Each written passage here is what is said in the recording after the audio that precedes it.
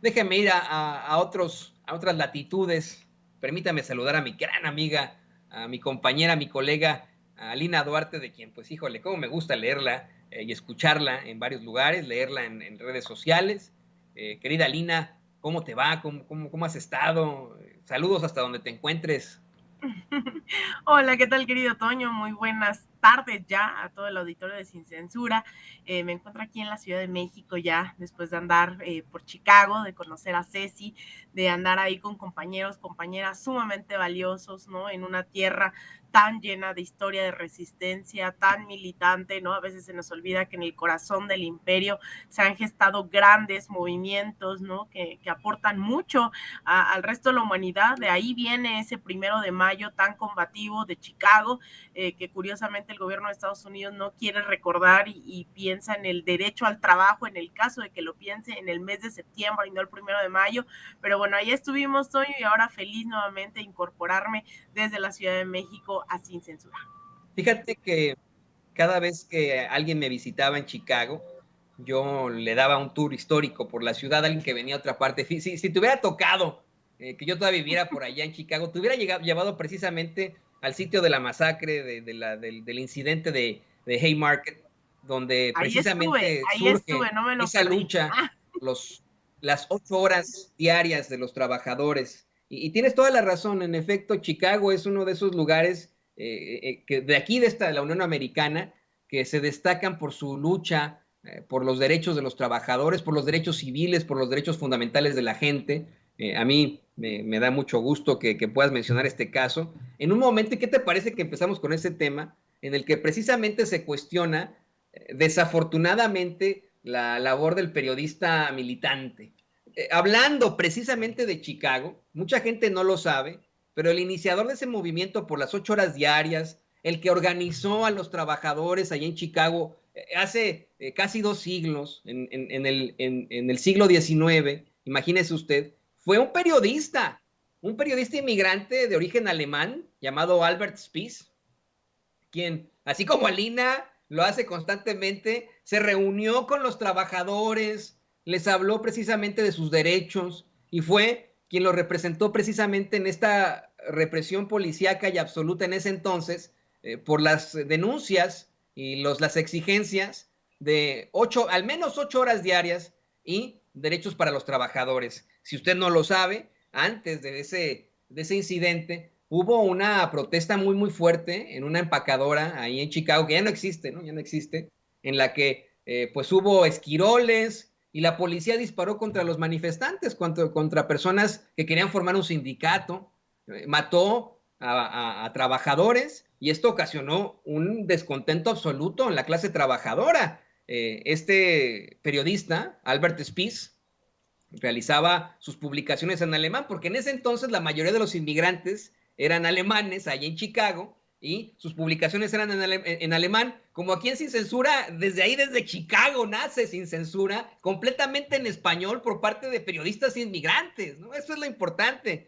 Y es por eso que me llama mucho la atención. La verdad es que estos periodistas militantes de los que hablamos, querida Lina, han tenido, híjole, finales muy difíciles. Yo espero que no sea nuestra misma realidad, ahora que se habla de una transformación que no es armada. Igualmente, Ricardo Flores Magón consigue escapar de la represión de Porfirio Díaz acá al medio este de la Unión Americana, a unas 5 horas de donde me encuentro, a San Luis, Missouri, y desde ahí pues también organiza el periódico Regeneración, pero al fin y al cabo es detenido, lo traen acá a esta parte del país, ahí al estado de Kansas, donde muere en una prisión supuestamente de un ataque al corazón. El final de este periodista que le hablo yo, Albert Spies, es que fue acusado injustamente de haber provocado un bombazo ahí en la plaza de Haymarket, que ya no existe nada. Hay unos edificios muy bonitos, hay una placa, hay un monumento, pero hasta ahí no le dedican más que eso. A veces algunas personas van ahí a cantar la internacional,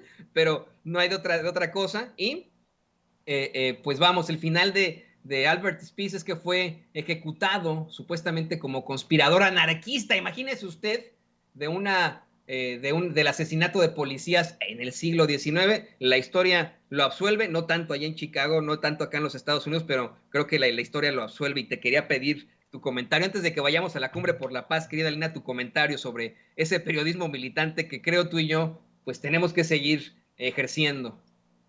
Mira, Toño, pues justamente ahorita el tema que sigue es justamente esta necesidad de hilar estas tramas, estas rebeldías, estas militancias.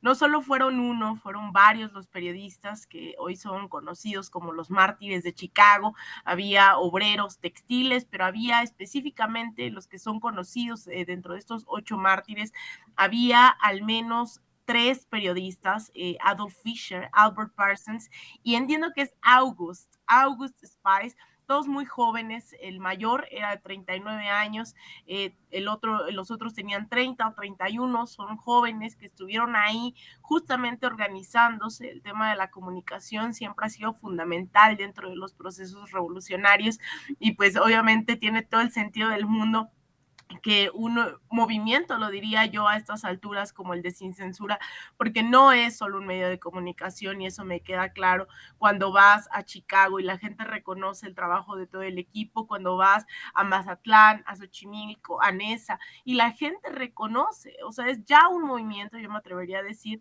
que justamente está buscando eso, ¿no? Acabar con estas narrativas de las cuales se nos impusieron, que hay una neutralidad que ya vimos que no existe, y que en tiempos de opresión, justamente decía Malcolm X, pues ponerse del lado del opresor, ¿no? El ser neutral, pues justamente te pone del lado del opresor. Entonces, a mí me llama mucho la atención porque también hay un movimiento migrante, sobre todo también mexicano, ¿no? Que la comunidad mexicana, pues tiene varias ciudades en Estados Unidos, ¿no? Acaparadas, claro que sí. Una de ellas es Los Ángeles, en donde estuvimos hace unos meses, y ahora con el Instituto de Formación Política de Morena estuvimos ahí en Chicago. Pues es otra de las grandes ciudades con la comunidad mexicana. Es una historia que no solamente se remonta a otros siglos, a otras décadas, sino en tiempo real vemos esa organización migrante, esa organización, esa coalición, ¿no? Entre varias organizaciones que están disputando una vida digna a través de la defensa de los derechos laborales. Hace unas semanas, Toño, el Departamento del Trabajo publicaba en Estados Unidos que aquellos, y eso es muy importante decirlo aquí, que denuncien violación de derechos laborales, pues tendrían acceso, ¿no? Hay un trámite que es muy similar al DACA, ¿no? A la acción diferida para los llamados Dreamers, ¿no? Que se les permite trabajar, estar en Estados Unidos. Bueno, en el caso de trabajadores, pues un poco va a haber un tipo DACA, ¿no?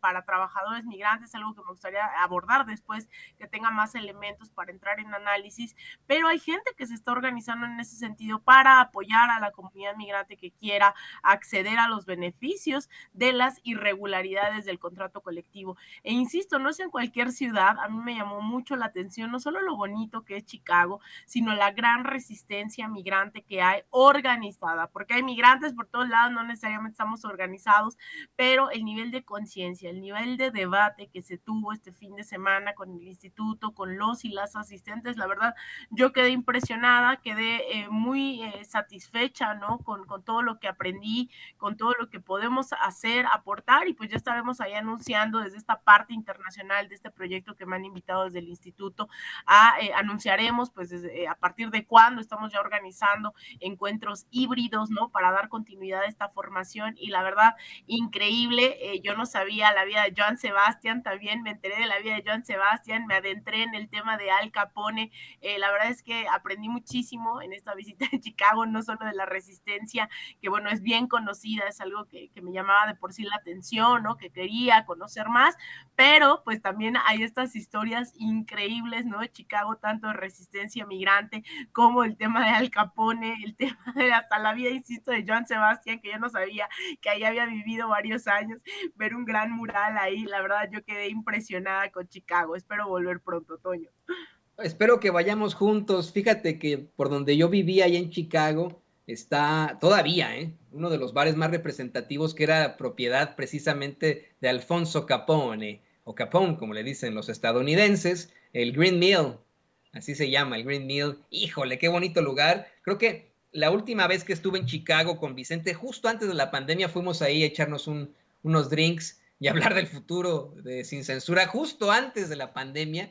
Y ya después se vino esto, cerraron el estado, y hay tanto que aprender Hay tantas cosas que ver ahí, hay tanta historia sobre inmigrantes, hay pues mucho de qué saber y también de fuerza de la comunidad en la lucha, en esa gran cebolla salvaje, porque precisamente los pueblos originarios que se establecieron en la zona le llamaban la gran cebolla salvaje a Chicago, porque crecen cebollas salvajes en todo Chicago, y de hecho en el verano uno va a lugares pues más amplios en Chicago, más dentro de la ciudad, pero amplios, y huele como a cebollita porque crecen las cebollas salvajes ahí, y así le pusieron los pueblos originarios. Ellos simple y sencillamente iban a Chicago porque era un pantano de intercambio, ¿no? En el que intercambiaban pieles, por ejemplo.